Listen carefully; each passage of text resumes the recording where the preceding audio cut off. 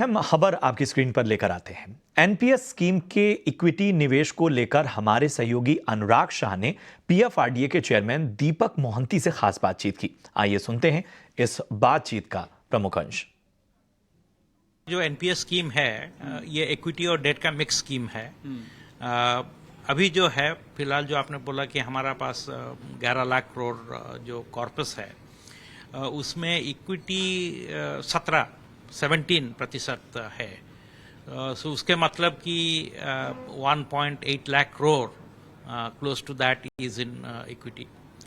And so आपने जैसे बताया, जैसे मार्केट के चलते हुए इक्विटी का रिटर्न आपका एनपीएस कॉर्पस में देखते हैं कि इस साल का रिटर्न 24% से ज़्यादा है। और सिंस इंसेप्शन इक्विटी का कंपोनेंट आप देखते हैं 13.3% रिटर्न सालाना इक्विटी में मिला है। So compare to the debt scheme, equity schemes have performed very well. Sir, जिस तरह से क्या एज ए रेगुलेटर के तौर पे जब आप बता रहे हैं कि इक्विटी में इस साल 24% तक का रिटर्न मिला है, तो कुछ आपने नियमों में भी बदलाव किए। इन्वेस्टमेंट के जो नियम होते हैं, निवेश से संबंधित जो नियम हैं फंड मैनेजर्स से जुड़े हुए, क्योंकि हमने देखा था 2 साल पहले आपने और बेहतर रिटर्न देने के लिए न्यू एज कंपनी वगैरह, स्टार्टअप्स कंपनियों के जो आईपीओज वगैरह थे उसमें छूट दी थी। तो क्या उस वहां पे जो रियायत दी गई थी उसका जो फायदा है वो अब देखने को मिल रहा है? ना, देखिए एनपीएस का स्कीम है बिकॉज जिसका देखिए इक्विटी का जो है कि रिस्क रिटर्न को बैलेंस करना पड़ता है। सो सब लोग उसको समझते नहीं हैं। सो जिनको इसके समझदारी है, ज्यादा रिस्क ले सकते हैं, ज्यादा रिटर्न मिल सकता है, घाटे भी हो सकते हैं उसके चलते हुए। सो जिनका ये रिस्क लेने का कैपेसिटी है वो ज्यादातर इक्विटी में जाते हैं। अभी देखिए जो टियर 2 है हमने 100% 100% इक्विटी कर दिया। सो हमने अभी जो देख रहे हैं कि जो टियर 2 में इन्वेस्टमेंट ज्यादा इक्विटी में आ रहे हैं। सो ये बात है। उसके चलते हुए जो दूसरे जो इंस्ट्रूमेंट, न्यू एज इंस्ट्रूमेंट्स आ रहे हैं, अल्टरनेट इन्वेस्टमेंट फंड है, रीट्स इनविट्स हैं, जो सिक्योरिटाइज वर्सन ऑफ डेट हैं, एंड ग्रीन बॉन्ड्स हैं। बॉन्ड साइड पे आप देखें सो हमने ये अलाउ किया है। तो पेंशन फंड इसमें भी इन्वेस्ट करते हैं, बट उनको भी थोड़ा जानकारी होना चाहिए, नॉलेज होना चाहिए, एक्सपीरियंस होना चाहिए, तो ज़्यादा से ज़्यादा जाएंगे।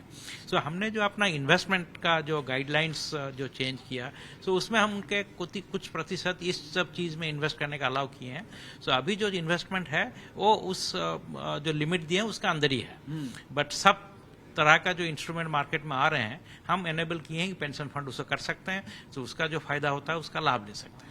सर, एक चीज और आपसे समझना चाहूंगा, तो इस वित्त वर्ष की बात करें, क्योंकि अभी हम जनवरी में हैं, 3 महीने और हैं, तो क्या एयूएम का टारगेट आप देखते हैं जहां पहुंच जाएंगे? और क्या आप मानेंगे कि जो मार्केट के अंदर नई ऊंचाई है, मार्केट के अंदर जो रैली हो रही है, तो निवेश जो है ज्यादा एनपीएस की तरफ आकर्षित होंगे? क्योंकि आप बता रहे हैं कि 24% रिटर्न जो है वो इक्विटी में मिला है, और इसी तरह से जो सब्सक्राइबर बेस आप क्या टारगेट कर रहे हैं?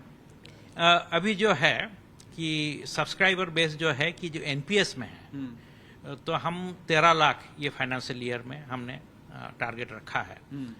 सो उसको चलते हुए अभी तक तो जो प्राइवेट सेक्टर का बात कर रहा हूँ, एनपीएस का जो प्राइवेट सेक्टर है, कॉर्पोरेट और जो इंडिविजुअल हैं, उनका 13 लाख नंबर रखें। लास्ट ईयर हमारे पास 10 लाख नंबर था। सो उसी कोशिश हमारा है कि ज़्यादा से ज़्यादा लोग इसमें आए।